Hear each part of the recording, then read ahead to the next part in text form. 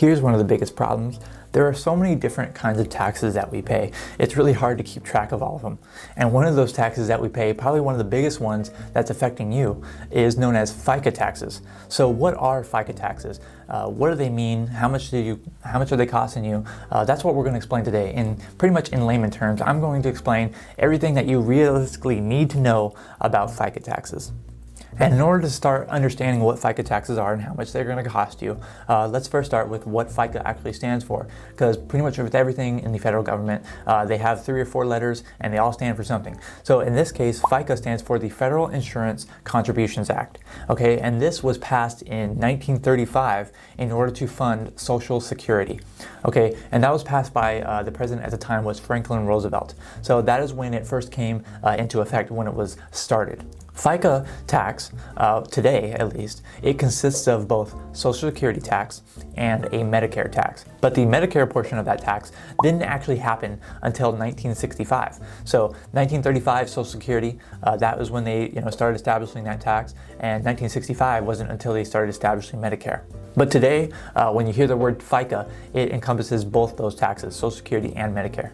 And today, as we have it, the Social Security portion of the FICA tax is 12.4%. But luckily, if you're an employee, you're going to be paying half of that Social Security tax. So 6.2% is what the employee is going to pay, and 6.2% is what the the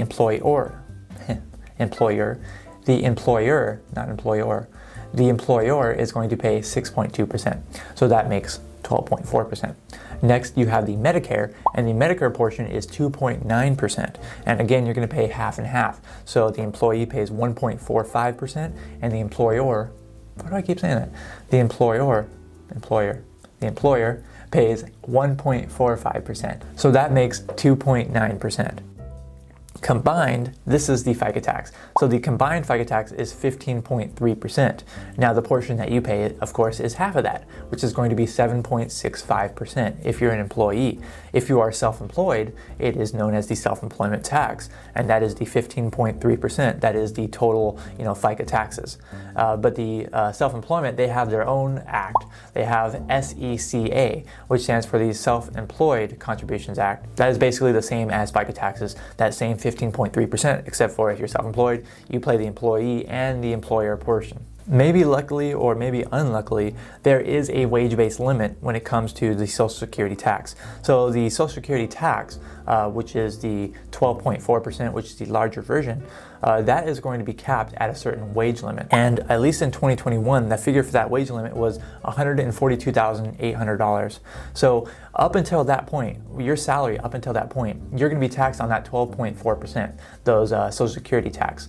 Okay, and then once you get over that limit, the currently $142,800, once you get over that limit, then you're not going to be paying that Social Security tax, at least currently. When it comes to the Medicare portion of that, there actually is no limit. So you are going to be paying that forever. That 2.9%, there is no wage-based limit like there is with the Social Security tax. And then on top of that, you actually have an additional Medicare tax. So the additional Medicare tax is actually 0.9%. So that doesn't mean that once you get over, you start paying 0.9%. No, you pay the 2.9% plus the 0.9%. And unfortunately, in this case, the employer does not pay half of that 0.9%. So that additional Medicare tax is all passed on to the employee. Next, what's really important to note is how you're actually going to be paying these FICA taxes. So typically, if you're an employee, it's pretty easy because they're just going to be automatically withheld from your paycheck, and you have no, ifs, ands, or buts about it. You have no choice. It's going to be withheld from your paychecks as required by the employer. So every time you go to your pay stub and you look on there, you're going to see 7.65% that's being taken out for this guy called FICA. Okay, so that is going to be automatically withheld from your paycheck if you are an employee. But if you are self-employed, I should say, then you're going to actually be paying those as you make a profit. Typically, you're going to owe quarterly payments to the IRS if you're making a net business profit. They have quarterly due dates that you're going to pay your estimated taxes, and within those estimated taxes, you're going to be paying that that self-employment tax or those FICA taxes. And here's the real kicker: those FICA taxes, those are completely separate from your federal income taxes, so they have nothing to do with your federal income taxes. So a lot lot of the time when people are talking about reducing their taxable income, getting tax credits and things like that, it never really applies to FICA taxes. FICA taxes, you can't really get rid of if you're an employee. Now, there are some small ways, which I'm going to discuss in just a minute. But for the most part, it's really hard to get rid of FICA taxes. It's a lot easier to, get rid of federal income taxes when it comes to, taking advantage of adjustments to your income, taking advantage of tax deductions, tax credits, and things like that. But when it comes to the FICA taxes, it is completely separate from your federal income taxes. And so for the most part, most people are going to be paying those FICA taxes, and they pretty much have no choice. But don't worry, we do have some good news coming on up.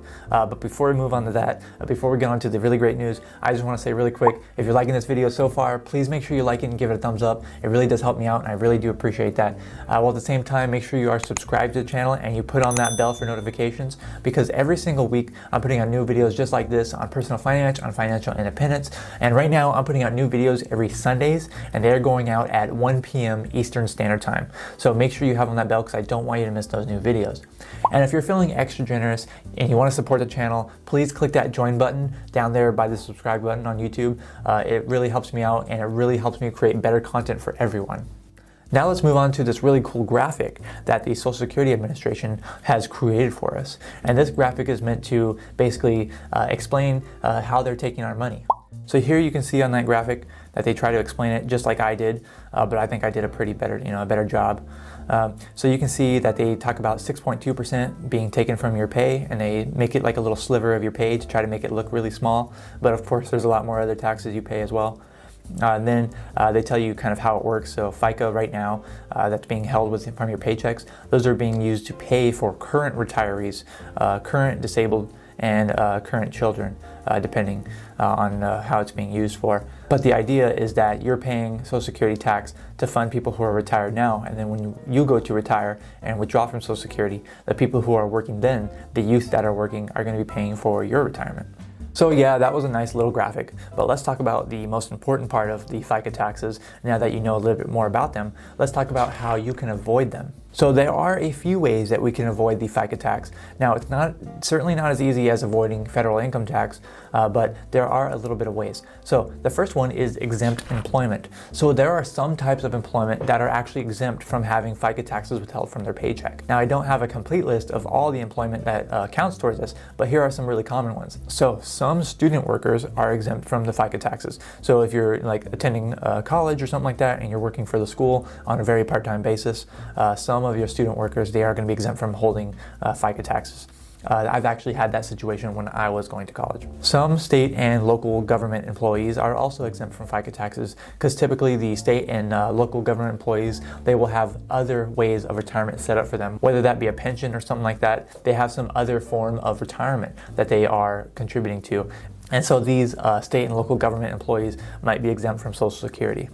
Another maybe more common example is also a child that is employed by their parents. So if their parents, let's say they have a small business and they are not incorporated or anything like that, they're like a sole proprietorship, and they employ their children, and their children are under 18, and they get paid a little bit just to work in the family business, those wages might be exempt from FICA taxes as well in some cases. The next way that you can avoid FICA taxes is actually to change the kind of income that you make. So the kind of income that is taxed when it comes to FICA taxes is going to be earned income. So if you can get what's known as unearned income, that is another way that you can avoid the FICA tax.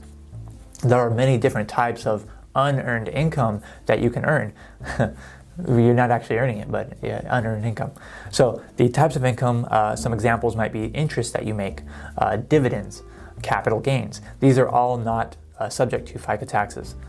Rental real estate income and things like that. So there are so many different kinds of unearned income. If you just look at types of passive income or something like that, and whenever you kind of look at some of those types of income, those are not wages, those are not self-employment income, and those types of income are not going to be subject to the FICA tax. And then if you are an employee, there are some certain benefits that you can get from your employer that aren't subject to FICA taxes. So there are certain fringe benefits that the employer can offer to the employees that aren't going to be subject to the FICA tax or tax taxable at all. So certain fringe benefits, and also they have what's known as a cafeteria plan. Now that doesn't actually mean that you're going to eat in a cafeteria at your work. So certain cafeteria plans, this is a little bit more advanced, that can be set up by the employer. Some of those benefits that they offer within those plans are not going to be subject to the FICA tax.